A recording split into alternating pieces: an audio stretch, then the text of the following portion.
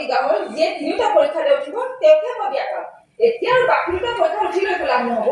বাৰু কোৱাৰ আপুনি প্ৰথমটো পৰীক্ষাত উঠিব নোৱাৰে, বাকী দুটা উঠিব পাৰিব, ময়ে আপোনালৈ বিয়াত সোমাম। কি কৈছা? পণ্ডিতখনত চকু পানী দুটা পৰীক্ষা কৰিব আকৌ ময়ে বাকী কয় মই ৰাজি কোৱাৰ মাহিৰেও ৰাজি, মাহিৰেও ৰাজি। ৰসকুমাৰী পালেও হ'ল, বাতি বাতি পালেও হয়। এওঁলোকৰ তিনি ঘণ্টাটোহে বিলাক বেলেগ বিয়ত আৰু কিৰা দেখুৱাব। বাৰু শিলৰ স্তম্ভটো দেখিছে? দেখিছো। এতিয়া আপুনি স্তম্ভটোত এটা বুকু মাৰি দুহাত পিছুৱাই দিব লাগে। হ'ব।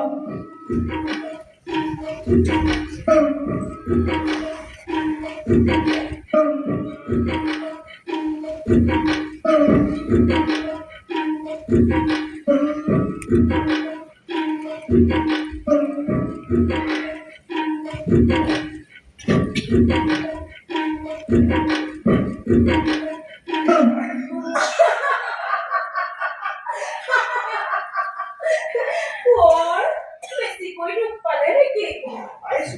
মানে নাই পোৱা। বাৰু আপুনি প্ৰথম আহিছে বাবে সেইকেইটা সুবিধা দিওঁ। শেষৰ পৰীক্ষাটো উঠিব পাৰিলেও ময়ে আপোনালৈ বিয়াত সোমাম। তেতিয়া অন্তত পণ্ডিতখনত চকু পানী দুটাৰ পৰা ৰক্ষা কৰিব। ৰাজিনে কোঁৱৰ? হ'ব মই ৰাজি। ঠিক আছে আমাৰ ওচৰত কাৰেঙৰ পূবফালে 4 যোজন ধৰি এডৰা বৃহৎ জাৰণি আছে। তাতে আপোনাৰ তাল, শাল, বিৰিখেৰ ভৰি আছে। তাৰে এজোপা শাল গছৰ গুৰিত 12 কৰি হাতী বন্ধা আছে। এতিয়া আপুনি সেই শাল গছজোপাৰ আগটোত ধৰি গছজোপা উঘালি পেলাব লাগে। তেনেহ'লে সখী এতিয়া আমি তালৈকে যাওঁ। ব'লক।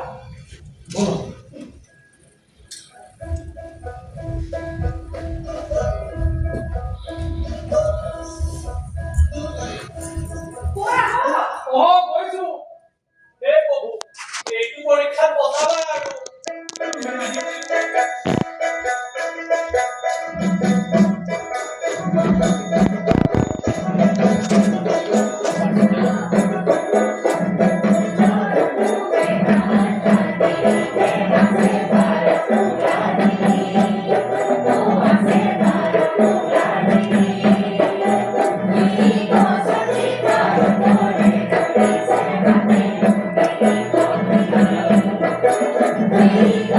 Thank you.